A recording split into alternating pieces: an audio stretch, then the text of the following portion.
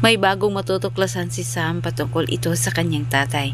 Samantala, para kay George, malinaw po umano sa sikat ng araw na si Sam umano ang Palacios-Key dahil nagawa umano nitong patayin si Paco kahit may kakayanan din siyang patayin sila Basil at Beverly.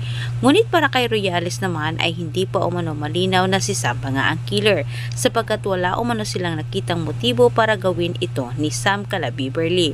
Harap-harapang sinabi ni Royales kay George, siya nagtataka umano kung bakit laging pinagdidiinan ni George itong si Samantha. May napansin umano siyang mali dito kay George. Sabay sabi ni Royales na baka si George umano ang totoong tumapos sa buhay ng sariling asawa nito.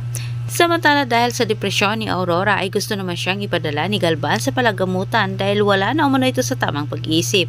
At upang sa ganitong paraan ay mapunta umano sa kanya ang paghari-hari sa Palacio Estates na sa pagkaakala naman nilang lahat walang haharang sa kanyang plano. Ngunit silang lahat ay sinurpresa naman ni Samantha. Walang nagawa sila Amando at Jericho para pigilan ang desisyon ni Galvan sapagkat sa tingin ni Galvan sila ay hindi pamilya. At nang makarating kay Samantha ang gagawin ni Galvan dito kay Aurora, agad naman siyang gumawa ng aksyon para mapigilan ito. Ginulat ni Samantha si Galvan at iniligtas nito si Aurora sa masamang plano ni Galvan para sa kapatid. Hindi binigyan ni Sam ng permiso itong si Galvan na bitbitin umano itong si Aurora sa mental facility.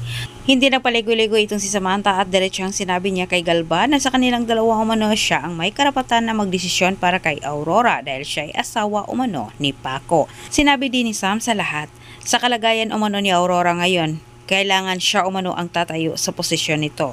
Bagay na nakapagbigay inggit kala George at Roth.